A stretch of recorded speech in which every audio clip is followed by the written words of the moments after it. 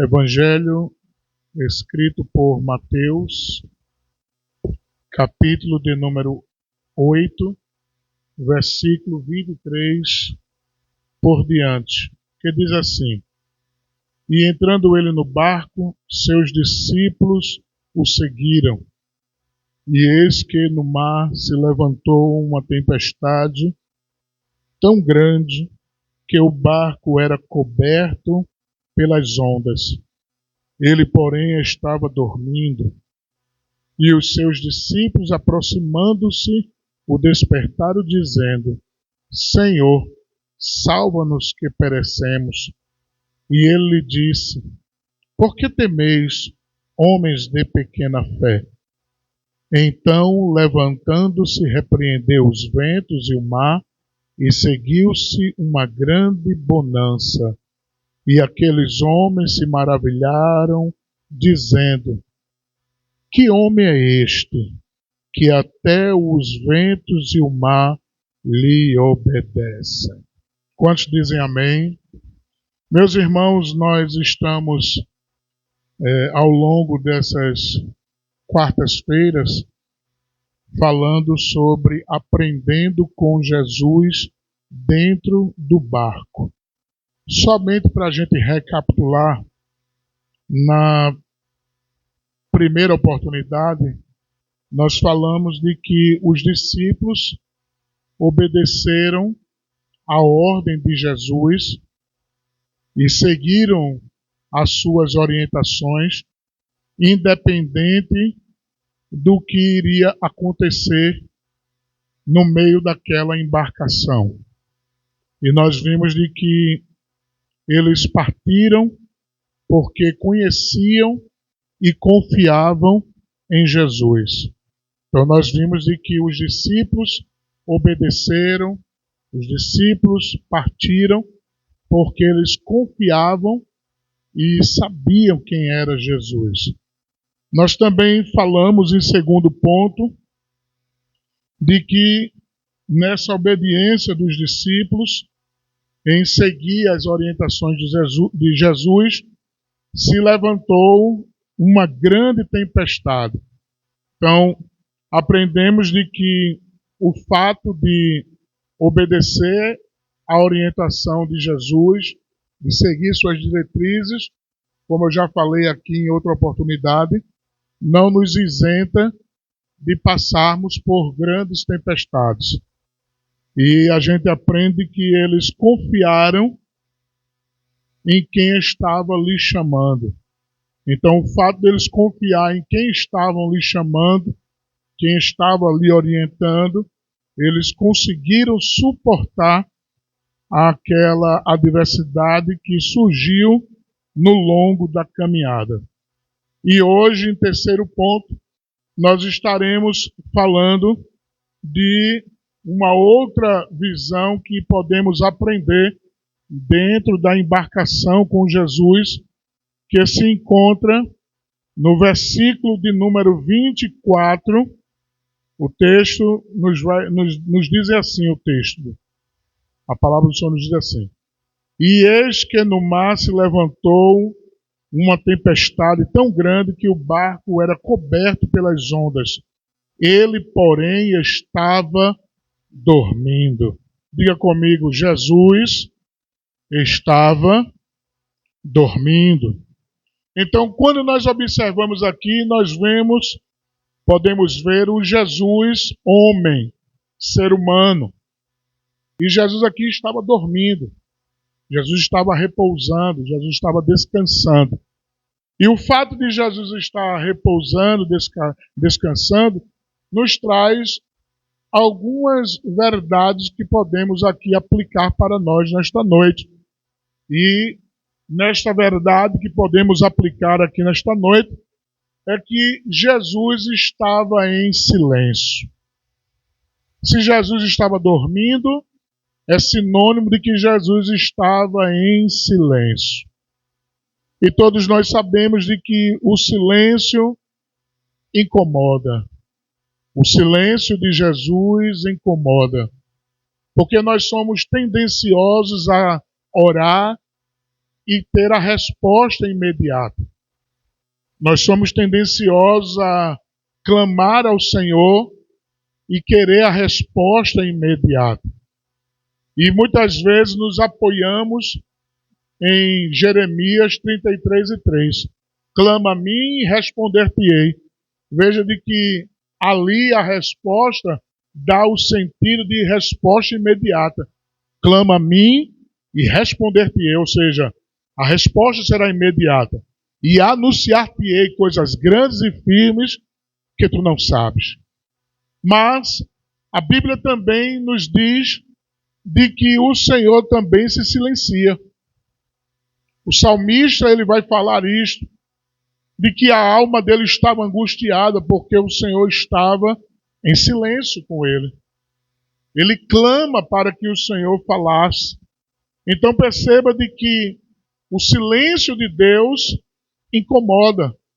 O silêncio de Deus traz inquietude. E nós aprendemos aqui de que o silêncio de Jesus dentro da embarcação é sinônimo de que devemos nos aproximar mais dele e não se afastar do Senhor. Tem muitas pessoas que, pelo fato de Deus ficar calado, e eu não falo ficar calado por um dia, nem 2 dias, nem 3 dias, nem 1 semana, mas ficar calado por meses.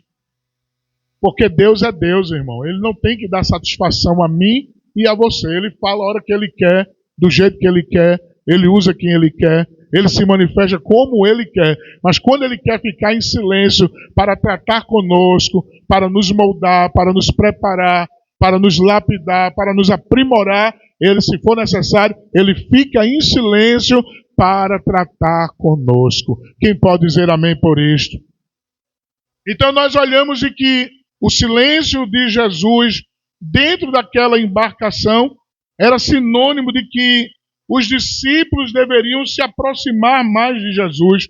Veja o versículo adiante, que aqui diz, versículo 25 diz assim: e os seus discípulos aproximando-se,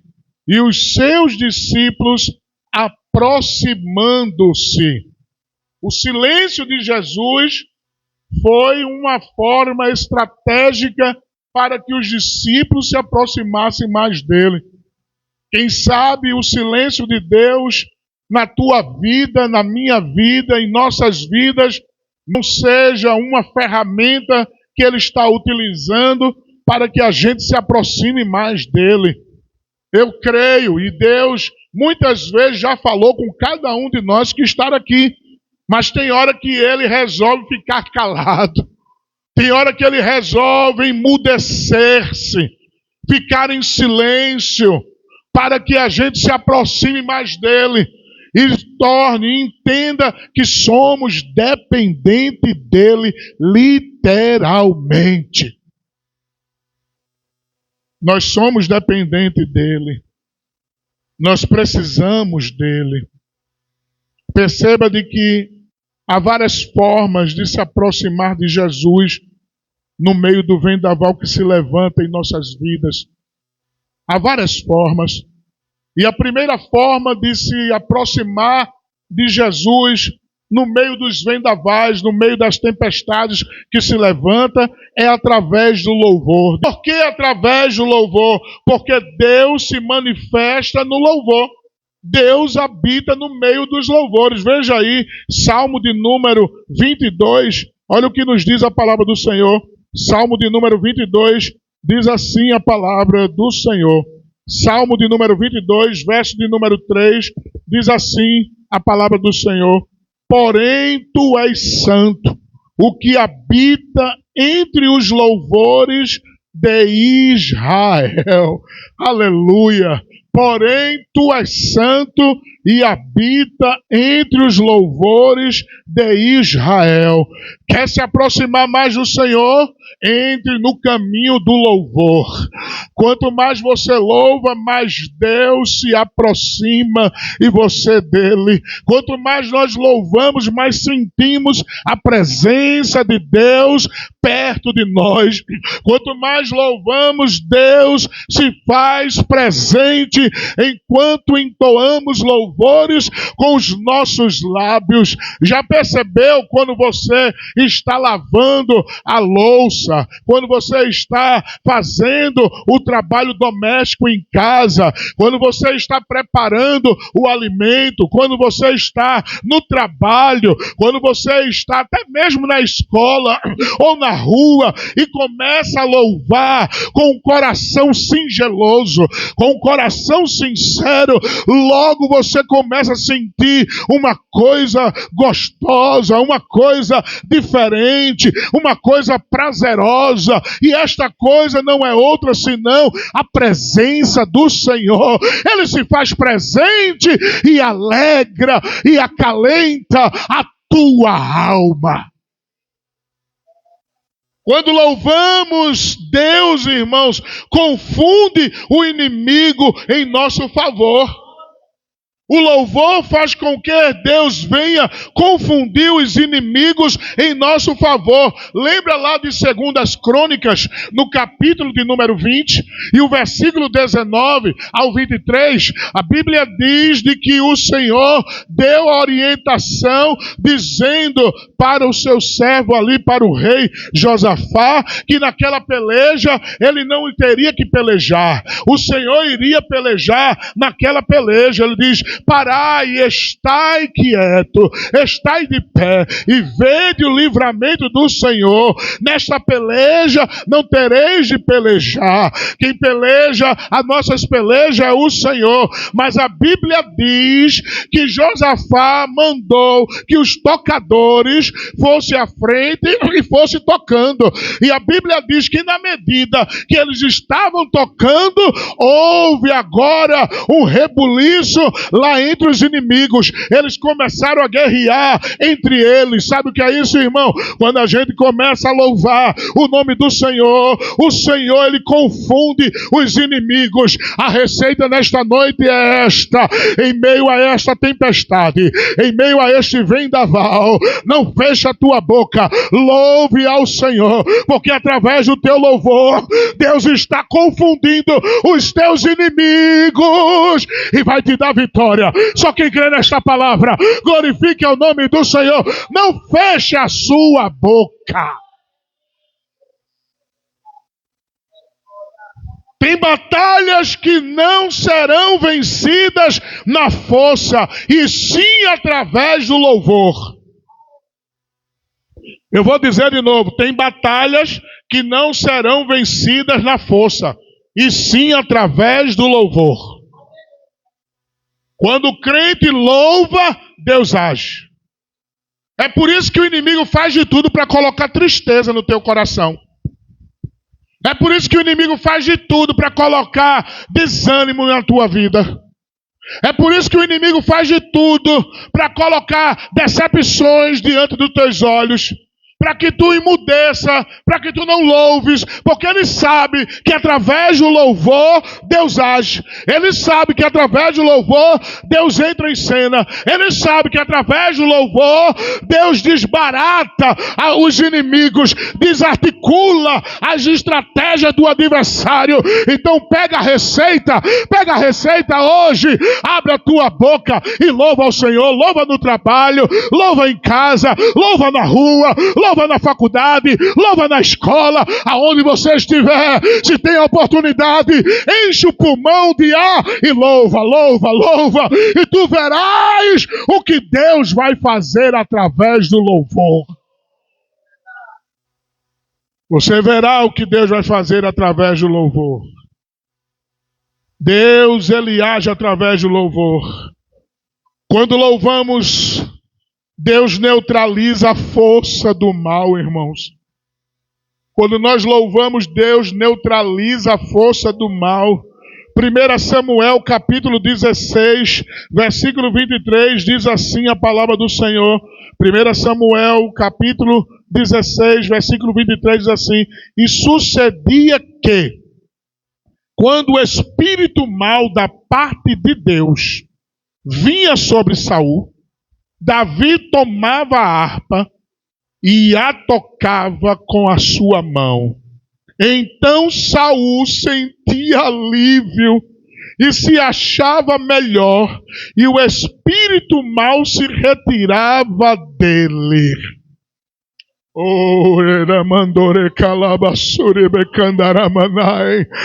Quando tu louva, irmão, as trevas que vêm para querer fazer o mal, ela bate em retirada.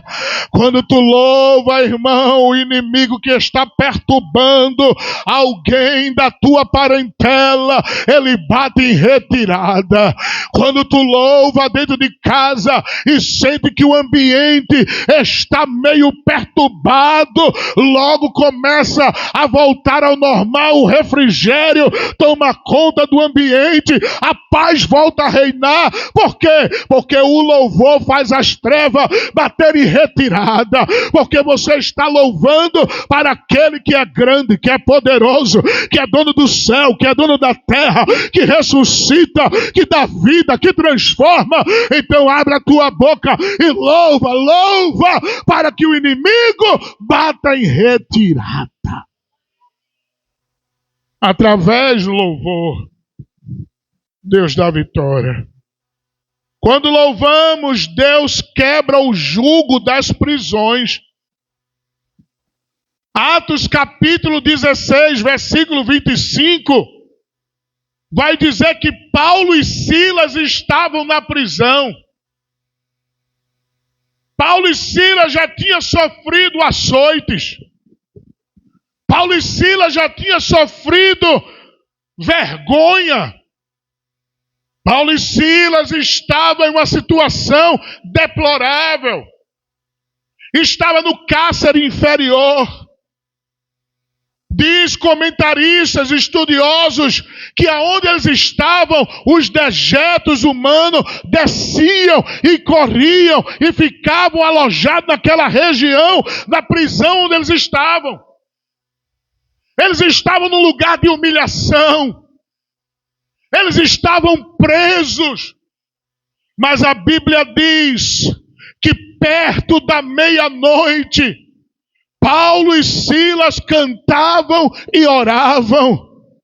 E eles cantando e orando, aconteceu um sobrenatural. A Bíblia diz que um terremoto abalou os cárceres daquela prisão, e caíram as correntes, e abriram-se as prisões, e eles ficaram livres. Mas o que eu acho interessante, irmãos, que foi perto da meia-noite. Aqui tem um sentido. Aqui podemos fazer uma aplicação. Como, pastor? Eu vou lhe explicar. A noite era intensa. A noite era escura no sentido figurado da situação que eles estavam vivendo. E perto da meia-noite, viração de um dia para o outro. E seria mais outro dia de humilhação. Seria mais outro dia de perseguição. Seria mais outro dia de cárcere. Seria outro dia de prisões. Seria outro dia de situações difíceis. Mas a Bíblia diz que perto da meia-noite, quando eles estavam cantando, o terremoto veio. Quem mandou o terremoto foi Deus. Quem mandou o terremoto foi Deus. Deixando o sinal de quê? Que não seria mais outro dia de prisão. Não seria mais outro dia de luta. Não seria mais outro dia de escassez. Estava acabando naquele dia, perto da meia-noite. Quando tu pensa que vai ser mais outro dia de luta, de prisão, de sofrimento, Deus está te dizendo: canta, canta, canta, canta, canta, canta, porque eu vou te surpreender. Eu vou quebrar as correntes, eu vou quebrar as prisões, eu vou quebrar as cadeias e vou te libertar do cárcere, da prisão, da luta que estás passando. Só quem crê adore, só quem crê glorifica. Louve ao Senhor. Oremandara sorebe cantaramanai, alabacantara suribicamanacia. Quando tu louva, Deus desfaz os embaraços. Quando tu louva, Deus quebra as correntes. Quando tu louva, Deus abre prisões. Quando tu louva, Deus muda o cativeiro. Quando tu louva, Deus abre o que está fechado. Quiseram abafar Paulo e Silas. Quiseram prender Paulo e Silas. Mas ninguém abafa, ninguém prende aquilo que Deus determinou. Ninguém está ouvindo. Você tem dono. Você tem dono, está ouvindo? Você tem dono e ninguém vai te colocar em cárcere privado, não. Deus vai quebrar as correntes e os cadeados e os ferrolhos de ferro. Ele vai te libertar. Ele vai te libertar. Ele vai te libertar. Ele vai te libertar. Ele vai te libertar. Ele vai te libertar. Recebe essa palavra hoje. Recebe essa palavra hoje. Ele vai te libertar. Ele vai te libertar. Mas o segredo é você louvar. Não pare de louvar. Não pare. O silêncio do Senhor é para você chegar mais perto dele. Oh, aleluia. Quando louvamos Deus, o Senhor se agrada do seu povo. Quando nós louvamos, Deus se agrada do seu povo. Oh, aleluia. Ele gosta de ouvir tu louvando. Ei, Ele está falando nesta noite. Salmo 149, o verso 1 diz assim: louvai ao Senhor, cantai ao Senhor um cântico novo, e o seu louvor na congregação dos justos. Alegre-se Israel naquele que fez. Regozijem-se os filhos de Sião no seu rei. Louvem o seu nome com flauta. Cantem-lhe, aleluia, o seu louvor com adulfe e harpa, porque o Senhor se agrada do seu povo. Ele adornará os mansos com a salvação. Toca quem está do teu lado e diz assim para ele: Deus se agrada quando tu louva. Diz aí: Deus se agrada quando tu louva. Deus se agrada quando tu louva. Deus se agrada quando tu louva. Ele sente falta quando tu não canta. Ele sente falta quando tu não louvas. Ei, larga a loura, sirele calaba canuracia. Alayudebe canarasuri bicamanacia. Porque estás de boca fechada? Por que tu não louvas como antes? O Senhor nesta noite está a te perguntar: por que tu se silencia? Por que tu não entoas como antes? Eu me agrado do teu louvor. Eu, Senhor, me agrado de ouvir a tua voz, engrandecendo o meu nome.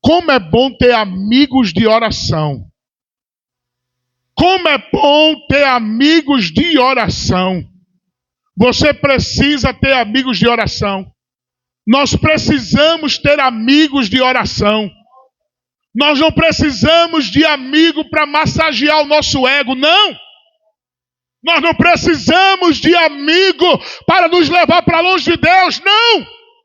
Nós não precisamos de amigo para nos comprar, para estar perto deles, não. Nós precisamos de amigos de oração que nos leve para perto de Deus. É isso que nós estamos precisando, de amigos de oração. Porque amigo de oração não corre da parada. Amigos de oração não recua. Amigos de oração está para o que der e vier. Ele não entra na briga de forma física, mas ele entra na briga de forma espiritual, de joelho dobrado, dizendo: eu estou contigo, tu não estás só, eu vou te ajudar em oração. Tu tem amigo de oração? Tu tem amigo de oração? Eu tenho. Tu tem amigo de oração? De vez em quando chega mensagem para mim dizendo: pastor, eu estou orando pelo senhor. Pastor, eu estou orando pela sua família. Hoje eu recebi uma mensagem de alguém lá do sertão e disse: pastor, eu estou orando pelo senhor. Está orando por mim? Aí eu respondi: estamos juntos. Eu estou orando também por ti. Nós precisamos de amigo de oração, irmão. É isso que nos basta. Olha o que é que ele diz aqui, o texto. Versículo 18. Para que pedisse misericórdia a Deus, ao Deus dos céus, sobre este segredo, a fim de que Daniel e seus companheiros não perecessem com o resto dos sábios da Babilônia.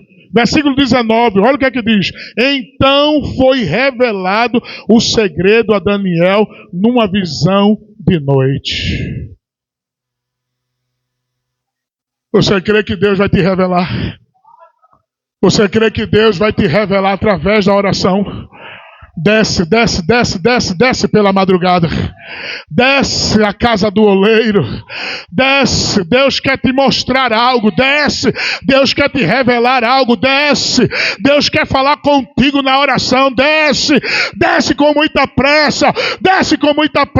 É tempo de orar, é tempo de buscar, é tempo de falar com o dono do céu. Ele quer nos revelar algo que está oculto. Mas só iremos saber através da oração, irmão. Se não orar, nada feito. Como é que tu quer revelação de Deus se não ora? Como é que quer revelação de Deus se só faz ficar dormindo? Ronca mais do que a sirene do SAMU. Ronca mais do que a sirene do bombeiro, do corpo bombeiro. Desperta! Entra no campo da oração.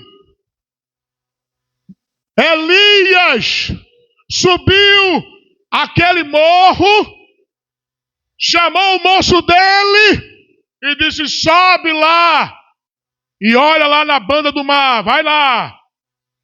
E a Bíblia diz que ele foi, voltou e disse: não vi nada. Ele disse: vai lá. 7 vezes ele fez isso.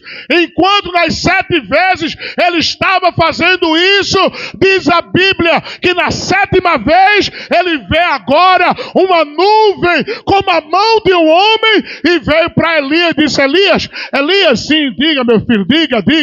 Eu vi uma nuvem no formato da mão de um homem. Para aquele moço, não era nada, mas para Elias que estava orando, era a resposta suficiente, que ele estava esperando da parte de Deus. Aí ele diz, vai, corre Acabe, avisa Acabe, aparelha os carros, porque vem uma grande chuva a caminho. O que eu acho interessante é que a Bíblia dá detalhes. Qual é o detalhe? Era uma pequena nuvem no formato da mão de um homem, mas a notícia que Elias mandou foi dizendo assim, avisa porque vem uma grande chuva. Deixa eu te dizer uma coisa, os sinais de Deus nem sempre vai ser grande, estrondante, vai ser pequeno nos detalhes, mas só vai saber quem está de joelho orando, só vai entender o sinal quem está orando. Aí ele agora diz, avisa que o sinal foi pequeno, mas a vitória é grande, a vitória é grande, o sinal vai ser pequeno, mas a vitória vai ser grande, vai ser grande. Só quem crê glorifica o nome do Senhor, a vitória vai ser grande.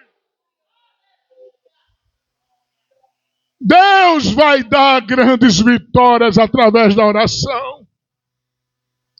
O sinal vai ser pequeno aos olhos humanos. O sinal vai ser pequeno aos olhos humanos. Mas para você que está orando, vai ser o suficiente da resposta de Deus. Para alguém, poxa, é muito pequeno isso aí, rapaz, que chegou para tu. É muito simples isso aí, rapaz, que chegou para tu. Isso aí é uma coisa simplória. Mas para você que está orando, você vai dizer, tu não está entendendo o mistério. Tu não está entendendo o negócio. Deus não me falou que ia ser um sinal de coisas grandes. Deus falou para mim que ia ser um sinal de coisas pequenas. Coisas simples. Mas através das coisas pequenas e simples, Ele vai fazer uma grande vitória. Tu lembra 5 pães e 2 peixinhos? E ainda disseram, o que é isso para tanta multidão? Para tanta gente. Era pequeno. Mas botou na mão de Jesus, a vitória foi grande. Tu crê? Coloca na mão de Jesus, que a vitória vai ser grande. Coloca essa causa na mão de Jesus, que a vitória vai ser grande. Coloca esse problema na mão de Jesus, que a vitória vai ser grande. Coloca essa audiência na mão de Jesus, que a vitória vai ser grande. Coloca essa situação na mão de Jesus, que a vitória vai ser grande.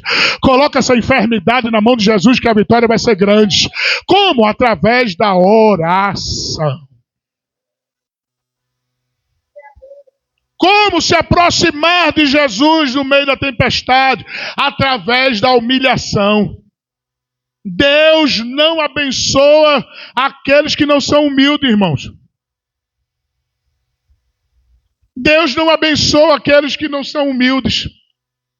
Deus abençoa aqueles que são humildes. Eu vou dizer de novo, Deus não abençoa aqueles que não são humildes. Soberbo, Deus não abençoa. Prepotente, Deus não abençoa. Orgulhoso, Deus não abençoa. Soberbo, Deus não abençoa. Iracundo, Deus não abençoa. Gananciosos, Deus não abençoa. Trapaceiros, Deus não abençoa. Deus abençoa quem é humilde. Deus abençoa quem é humilde, irmãos. Agora deixa eu lhe dizer algo. Aqueles que se humilham, aqueles que ficam na dispensação de Deus, alcançarão grandes bênçãos. 1 Pedro capítulo 5, versículo 6 diz, mas humilhai-vos debaixo da potente mão de Deus, para que no seu tempo Ele vos exalte. Você não vai receber a bênção agindo com as suas próprias forças. Você não vai receber a bênção lutando com as suas armas. Você não vai receber a bênção batendo de frente. Você vai receber a bênção se humilhando, indo para os pés de Jesus e dizendo: Senhor, tu estás vendo, né? Senhor, tu estás contemplando. Senhor, tu estás vendo o que está acontecendo. Senhor, tenha misericórdia de mim. Senhor, me dê graça. Senhor, me dê força. Senhor, me dê alegria. Senhor, me dê esperança. Senhor, me ajude. Se você se humilhar debaixo da potente mão de Deus, no tempo Ele vai te exaltar. Nesse tempo de Deus é um tempo de pedagogia. É um tempo de aprendizado. É um tempo de aprimoramento. É Deus lapidando, preparando para que eu e você fique 100% dependente dEle. Deus não quer ninguém autossuficiente. Deus quer que nós sejamos dependentes dEle. Eu vou repetir. Deus quer que nós sejamos dependentes dEle. Porque se a gente for autossuficiente, irmão, a gente perece. Sabe por que a gente perece? Porque os meus olhos, os teus olhos, a nossa visão só enxerga um palmo na frente. Mas o futuro, o amanhã, quem vê é Deus.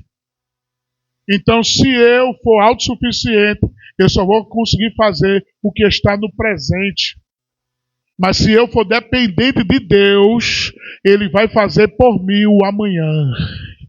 Ele vai fazer por mim o que eu não posso fazer amanhã. Ele vai fazer por mim o que eu não posso fazer amanhã. Porque Ele sabe o que é melhor para mim amanhã. A vontade de Deus é boa, é perfeita e é agradável. Dependa de Deus. Espere em Deus. Deixe Deus fazer. E Ele vai fazer o que lhe apraz. Está na dependência dEle. Como eu posso me aproximar mais de Jesus em meio à tempestade? Através da paciência. Os discípulos não tiveram paciência. Logo correram. Só corre no que perecemos. Mas a gente tem que ter paciência. Temos que ter paciência, irmão. Sem paciência, nós não vamos chegar a lugar nenhum, nós ficaremos no meio do caminho. Escute, sem paciência, nós vamos colocar tudo a perder. Porque quando perde a paciência, o velho homem entra em cena. Quando perde a paciência, a velha natureza age. Quando perde a paciência, nós colocamos, me permita, viu? De forma figurada, né? Nós colocamos assim, Deus para trás. Não, Deus, fica aqui, que agora o negócio é comigo, que eu já perdi a paciência. É dizer que Deus não tem condição de resolver. Quando a gente perde a paciência, é o mesmo que está dizendo: Deus, o Senhor não está querendo resolver, então eu vou resolver do meu jeito. Aí sabe o que acontece? Deus cruza os braços. E a gente perece. Mas se a gente tiver paciência, nós seremos lá como Isaías 40. Olha o que é que diz aí, Isaías 40. Isaías 40, versículo 31. Olha o que é que diz. Mas os que esperam no Senhor renovarão as suas forças e subirão com asas como águias. Correrão e não se cansarão, caminharão e não se fatigarão. Quem tem paciência, irmãos, é renovado pelo Senhor.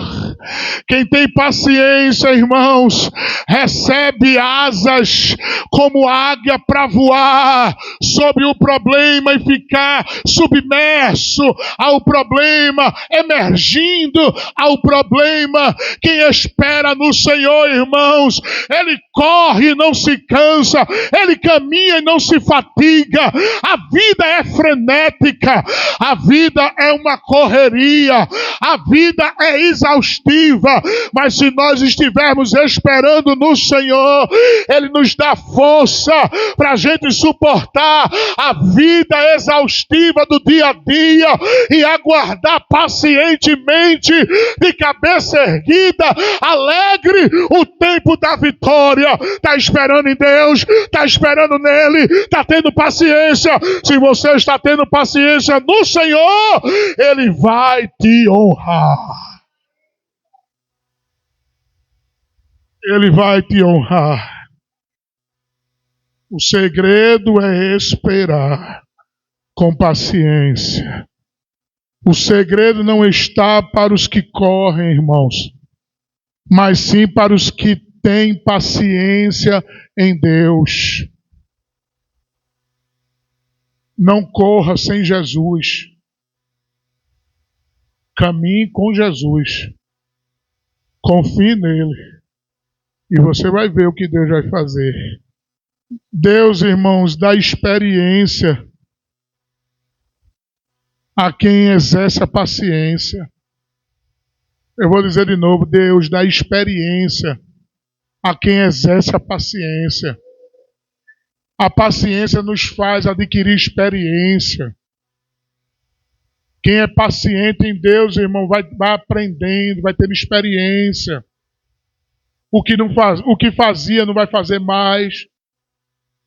O que dizia não vai dizer mais. Não é assim? O que fazia com aquela imponência, aquele empoderamento, já não faz mais, já refreia, porque está tendo paciência, aí o Espírito Santo está ensinando, o Espírito Santo vai trabalhando, o Espírito Santo vai moldando, porque resolveu esperar, resolveu ter paciência. Agora, quando quer agir do jeito dele, aí ele atropela tudo. Coloca os pés pelas mãos e vai-se embora, atropela, e a queda é feia. Mas quando ele tem paciência, espera em Deus, aí o Espírito Santo vai ensinando. O Espírito Santo vai ensinando, ele está te ensinando. O Espírito Santo está nos ensinando. Se a gente está tendo paciência no Senhor, ele já começou a nos ensinar. Oh, aleluia! Quem pode dizer amém por isso?